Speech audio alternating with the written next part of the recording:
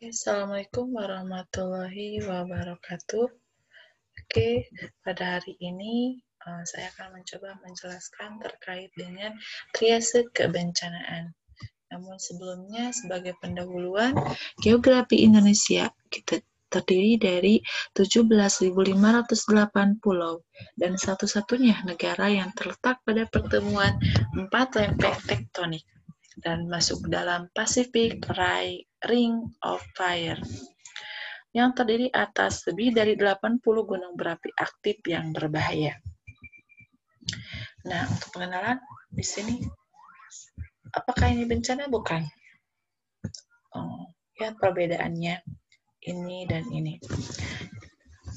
Sebelum menjawabnya, kita lihat dulu pengertian dari bencana adalah peristiwa atau rangkaian peristiwa yang mengancam, yang mengancam dan mengganggu kehidupan dan penghidupan masyarakat yang disebabkan baik oleh faktor alam dan atau faktor non-alam maupun faktor manusia, sehingga mengakibatkan timbulnya korban jiwa manusia, kerusakan lingkungan, kerugian harta benda, dan dampak psikologis. Ini pengertian menurut pasal 1 Undang-Undang Nomor 24 tahun 2007 terkait dengan kebencanaan.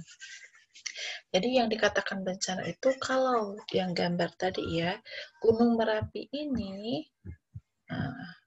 bisa mengancam kehidupan manusia, bahkan sampai merusak, harta benda hilang, keluarga banyak meninggal, terus lingkungan juga rusak, bahkan ada dampak psikologisnya.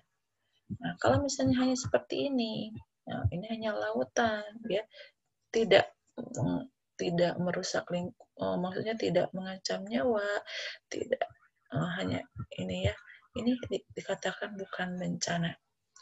Nah, yang dikatakan bencana itu yang mengancam dan mengganggu kehidupan dan penghidupan masyarakat. Ya, ini yang mengakibatkan ini. Itu baru dikatakan bencana. Adapun untuk bencana, ini klasifikasinya ada bencana alam, non-alam, dan bencana sosial. Sepertinya di Indonesia sudah ya banyak ya ininya, baik alam maupun non-alam. Di sini bencana alam itu adalah bencana yang diakibatkan oleh alam atau peristiwa atau serangkaian peristiwa yang disebabkan oleh alam. Contohnya ada gempa bumi, tsunami, gunung meletus, banjir, kekeringan, angin topan, tanah longsor.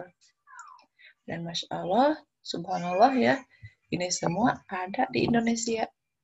Jadi Indonesia itu supermarketnya bencana atau mungkin hipermarketnya bencana. Karena di non-alam juga ada di Indonesia. Di non-alam itu bencana diakibatkan oleh peristiwa atau rangkaian peristiwa non-alam. Contohnya apa? Gagal teknologi, gagal modernisasi, epidemi, wabah penyakit, ya sekarang ya ada pandemi corona COVID-19. Nah, ini merupakan bencana, tapi bencana non-alam karena efeknya ya ke berbagai sektor ya pandemi ini. Kemudian ada bencana sosial. Apa sih bencana sosial? Bencana yang diakibatkan oleh peristiwa atau serangkaian peristiwa yang diakibatkan oleh manusia. Contohnya apa? Konflik sosial antar kelompok, teror. Nah, konflik sosial ini masih ada banyak di Indonesia bagian timur. Ya, sering terdengar berita-berita terorisme, teror apa itu banyak ya di berita-berita masih terdengar. Nah, dari bencana itu nanti ada kondisi yang namanya gawat darurat. Jadi gawat darurat itu keadaan klinis pasien yang membutuhkan tindakan medis segera guna penyelamatan nyawa dan pencegahan kesehatan lebih lanjut. Ini berdasarkan Undang-Undang 44 tahun 2009. Sedangkan ada kebutuhan masyarakat, yaitu penanganan cepat dan tepat pada pasien gawat darurat. Jadi sehingga membutuhkan manajemen yang tepat juga. Di samping lebih efisien, dibutuhkan suatu koordinasi antar unit pelayanan di mana pasien itu didiagnosis ke tempat di mana pasien tersebut akan dirujuk untuk penanganan lebih tepat dan efisien. Nah, bencana dapat terjadi secara mendadak, yaitu akut, tiba-tiba, ujug-ujug gitu ya, sehingga menimbulkan adanya korban manusia, rusaknya prasarana, sarana, fasilitas, dan lain-lain. Atau bencana itu dapat terjadi secara perlahan-lahan, slow onset disaster. Contohnya, menurunnya tingkat kehidupan masyarakat karena kesulitan memperoleh kebutuhan hidup pokok. Contohnya bisa kekeringan, kebakaran. Contoh sekarang, pandemi ya, COVID-19, udah hampir setahun. Itu perlahan-lahan, karena dari segi ekonomi, ketika banyak PSBB, banyak dibatasi, perhidupan ekonomi juga terhambat atau terganggu, sehingga menurunnya tingkat kehidupan masyarakat. Nah, jadi sebenarnya ini untuk basicnya, nilai hakiki kemanusiaan. Jadi manusia itu pengennya itu keadaan aman, sehat, sejahtera, adil. Nah, ini ada safe community, di dalamnya ada care dan cure ya. Care-nya berarti preparedness, persiapan, prevention, pencegahan, dan mitigation, mitigasinya. Kalau cure-nya itu kalau sudah terjadi bencana, quick response, SPGDT. Tujuannya itu apa? Life saving and limb saving, menyelamatkan nyawa dan menyelamatkan kecacatan. Kemudian rehabilitasi sudahnya. Nah, intinya ini untuk menjaga dan mempertahankan eksistensi bangsa. Jadi, komponen esensial kehidupan manusia, titik beratnya pada peran masyarakat, sehingga pemerintah bisa memfasilitasi. Jadi, tidak hanya pemerintah, tidak hanya tenaga kesehatan, ketika bencana itu peran semuanya, ya, peran masyarakat juga. Oke, di sini ada Public Safety Center. Ini ujung tombak safe community ya untuk Public Safety Center ini. Jadi sarana publik, perpaduan terambulans gawat darurat, keamanan, safety, kebakaran, ya, terus penanganan pertama. Nah, ini yang penting, penanganan pertama pra rumah sakit. Karena tujuannya time saving is life and life saving. Intinya ini dengan semakin cepat kita melakukan pertolongan pertama ya. Jadi kita akan bisa bisa membantu menyelamatkan nyawa dan kecacatan. Oke, kita ke intinya ya, kita akan bahas terkait dengan triase. Ya, ini prinsip triase pada kasus kebencanaan. Sebagai pendahuluan ya, insiden korban massal merupakan kondisi di mana sumber daya dalam merespon bencana kurang memadai daripada kebutuhannya. Jadi ketika bencana itu sumber daya baik manusia, logistik itu kurang dibandingkan dengan korbannya. Nah, masalah tinggi angka kematian atau kecacatan korban disebabkan keterlambatan transfer korban dari lokasi kejadian ke rumah sakit terdekat, atau kekeliruan ketika mengkategorikan korban pada saat triase, bisa over triase maupun under triase. Ya, oleh karena itu diperlukan pendekatan yang efektif dalam penanganan korban melalui metode triase cepat dan efektif di tempat kejadian dalam insiden korban massal. Jadi hati-hati dalam triase juga ya, harus betul, jangan sampai yang kuning dikatakan merah, yang merah dikatakan kuning, ya. Nanti karena penanganannya juga berbeda. Oke.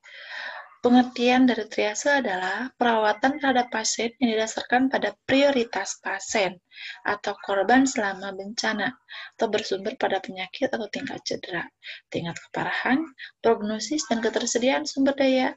Dengan triase dapat ditentukan kebutuhan terbesar pasien atau korban untuk segera menerima perawatan secepat mungkin. Tujuannya untuk apa?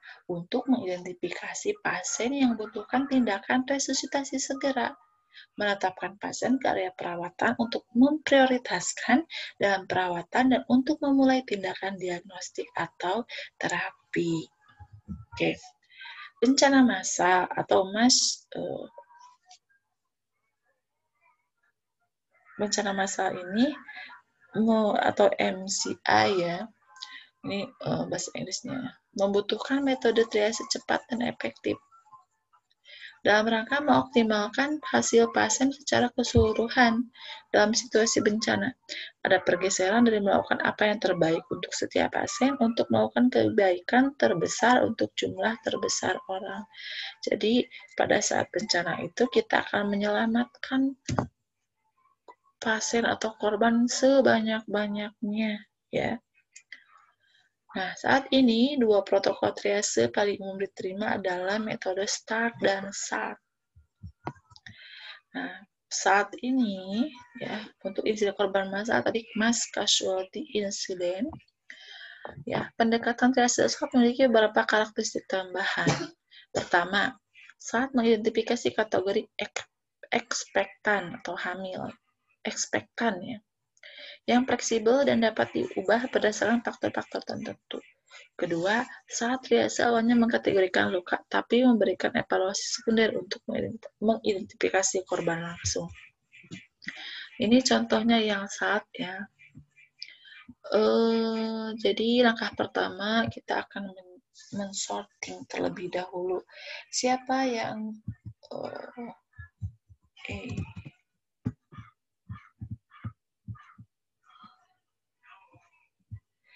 siapa yang masih bisa berjalan gitu ya.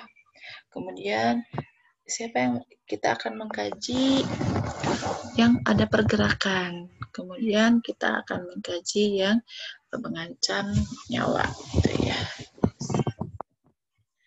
Nah, yang langkah keduanya ini secara umum ya.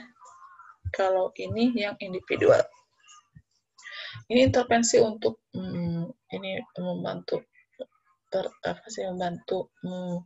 untuk life saving. Jadi kita akan control measure hemorrhage. Jadi kita akan mengontrol perdarahan yang hebat. Kemudian open airway, buka jalan napasnya. Kalau anak dikasih bantuan napas 2 kali. Chest decompression, kompresi dadanya ya. Auto injector antidot kalau ada ya. Kemudian breathing enggak, bernapas tidak? No, berarti dead, mati.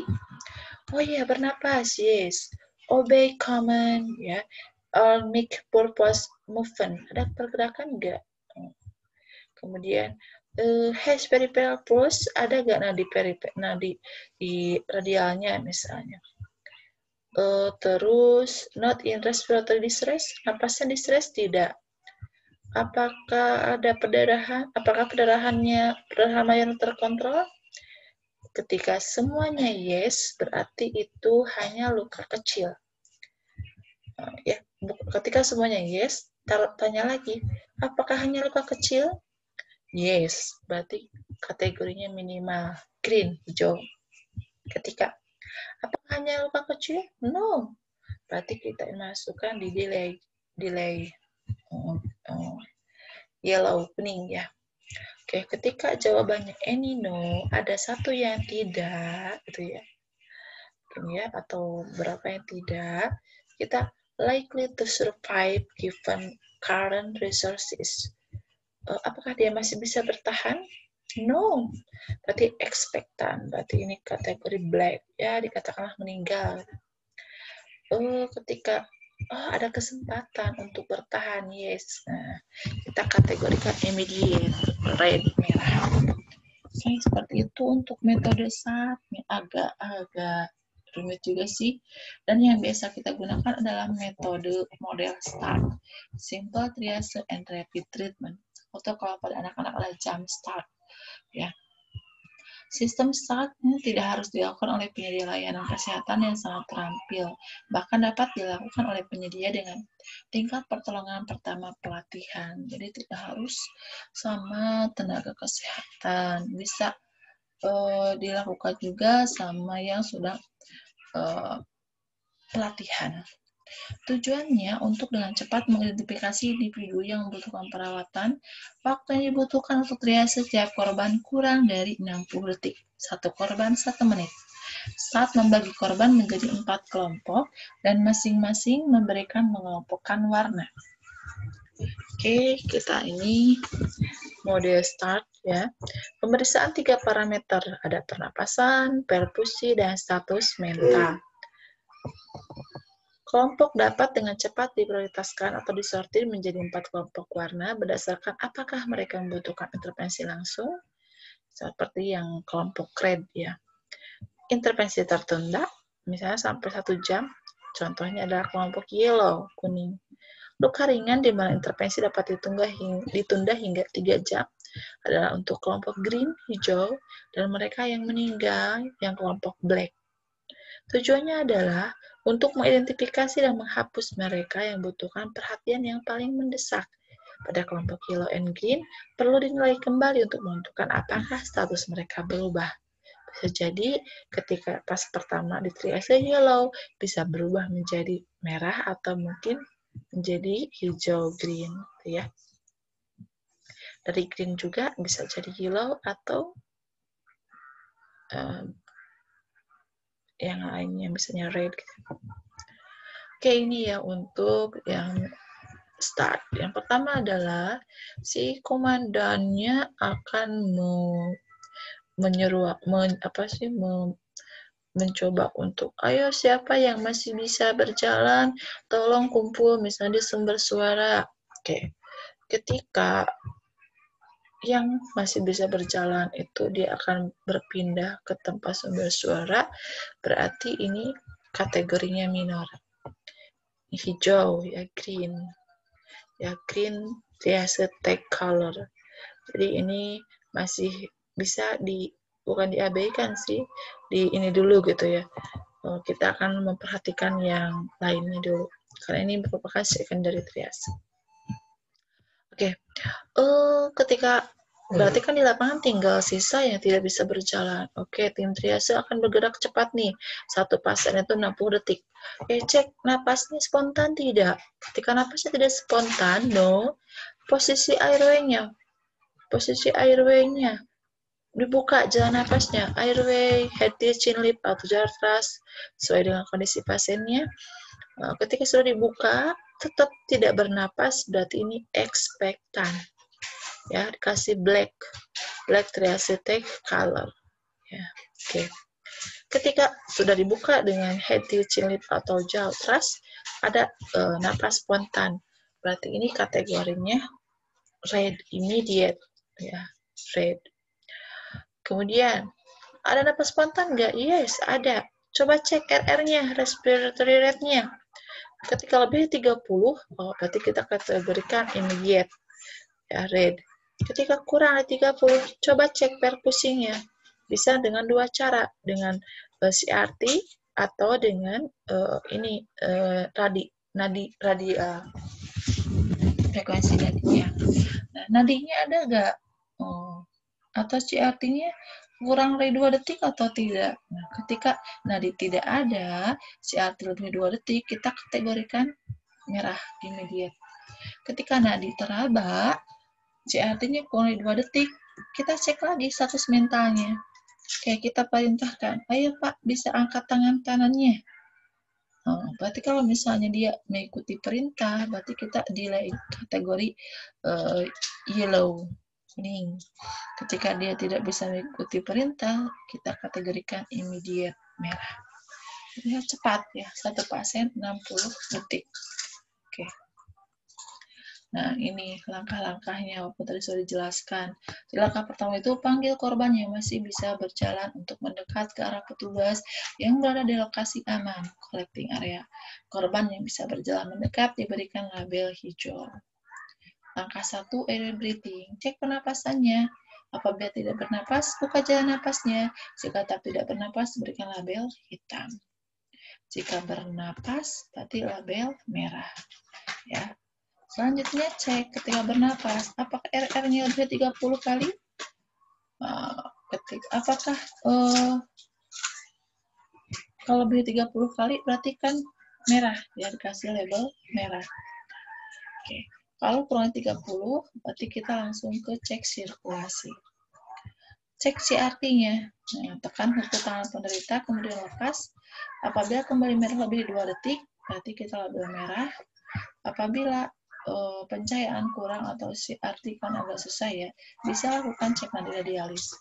Apabila tidak teraba atau lemah, berarti kan laba merah. Apabila nadi radialis teraba.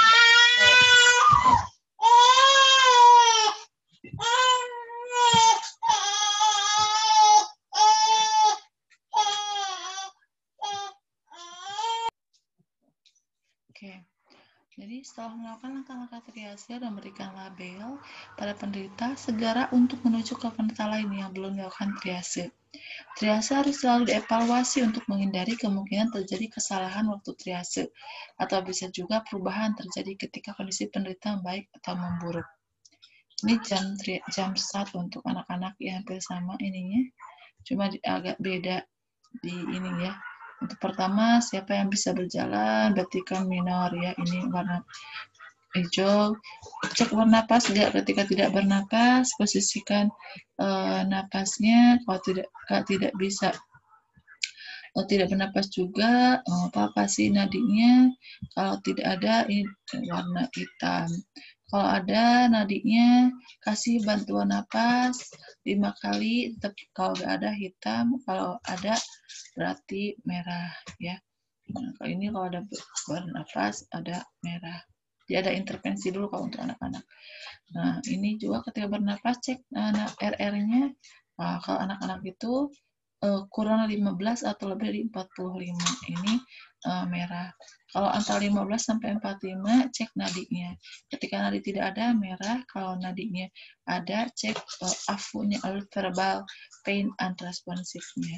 Ketika tidak misalnya unresponsive berarti kan merah. Ketika ada semuanya berarti kan kuning. Oke, alat ini jam start ini digunakan untuk anak-anak usia 1 sampai 8 tahun sampai 8 tahun. Mungkin tidak mudah untuk menentukan usia anak, sehingga korban tampak masih anak-anak maka menggunakan jam start, dan jika korban terlihat seperti orang dewasa muda menggunakan start.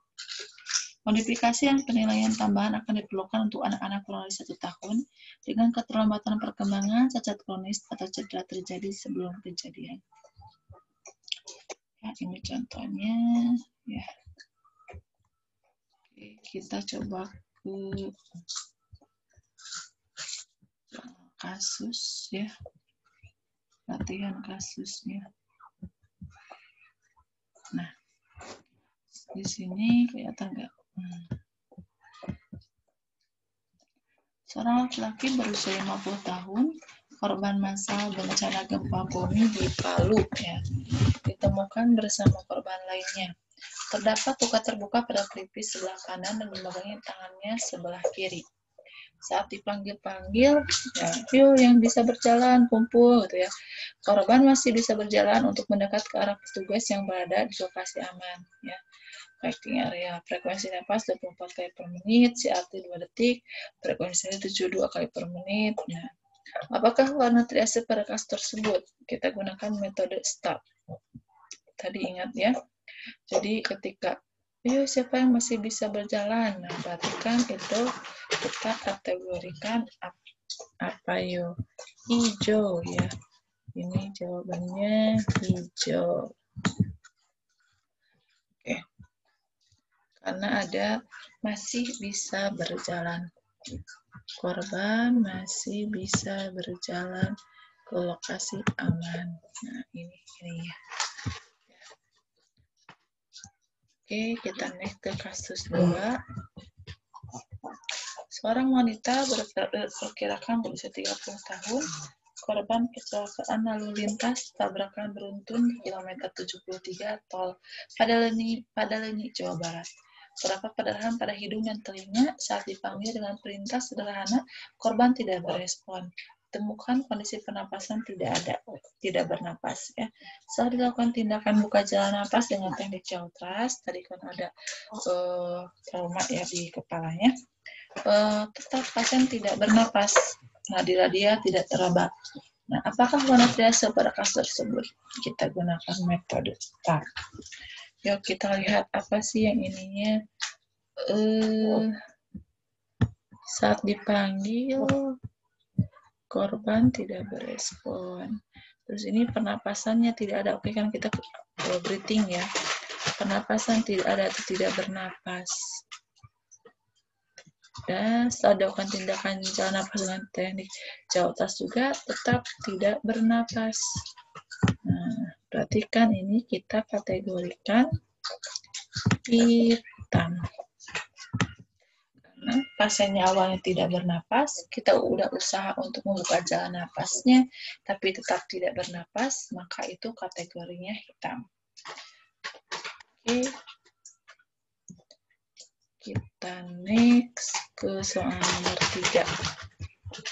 Seorang laki-laki berusia 40 tahun, korban bencana longsor di Salawu. Korban diam saja saat dipanggil dan diperintah dengan perintah sederhana. Saat diperiksa, ditemukan pernapasan tidak ada, tidak bernapas. Terdapat fraktur terbuka setelah juga di pada tulang ulna, terdapat perdarahan sekitar tangan dan kaki. Selanjutnya dilakukan tindakan buka jalan napas dengan teknik Hetil Chin Lip. Korban dapat bernapas 40 kali per menit. Apakah warna triase pada kasus tersebut? Masih ingat langkah start? Cek apakah napas pasien spontan bernapasnya pasiennya. Ketika tidak, maka kita akan melakukan buka jalan napas ya. Nah, pasiennya kan tidak bernapas nih. Tidak bernapas. Kemudian kita berikan buka jalan napas dengan teknik Hetil Chin Lip. Ternyata pasien bernapas dan berarti pasien bernapas. Nah, itu kan udah merah ya. Ketika dicek RR-nya lebih dari 30 kali berarti merah. Oke. Kita next nomor 4.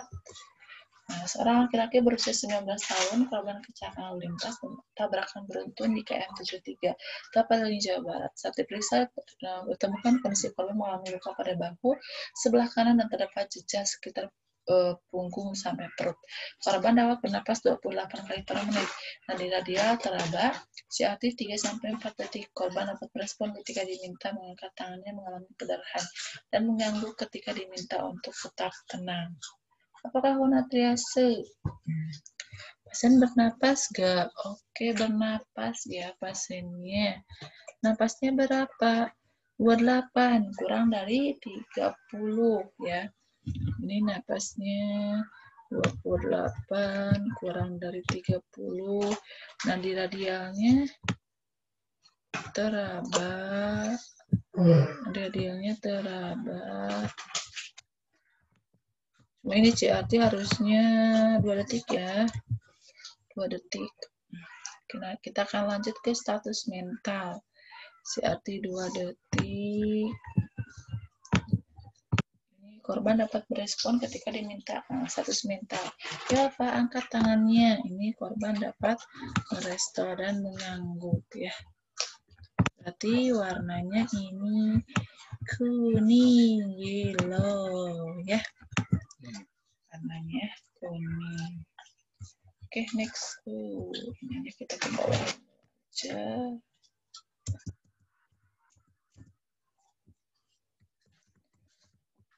The next. Guys. Seorang laki-laki berusia 60 tahun, korban kecelakaan lalu lintas, tabrakan beruntun di KM 73 Tol Padalarang, Jawa Barat. Tidak berespon ketika diminta berjalan. Saat diperiksa temukan kondisi korban bernapas 20 kali per menit. Nadi radial teraba, CRT kurang 2 detik. Saat diminta untuk menggenggam tangannya, korban tidak dapat melakukannya. Kesadaran tidak dapat berespon dan ada panggilan atau perintah sederhana.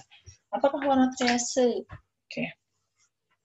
Pasien tidak bisa berjalan. Kita cek napasnya. Bernapas 20 kali per menit kurang dari 30. Dicek perfusinya. Nah, dia teraba. CRT kayak 2 detik. Nah, tinggal kita cek status mentalnya.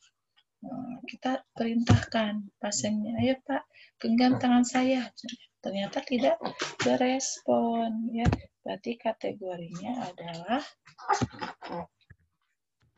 merah ya.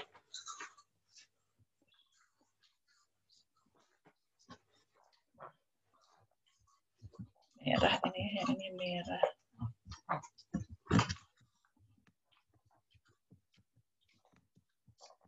Karena di sini ini ya tidak berespon.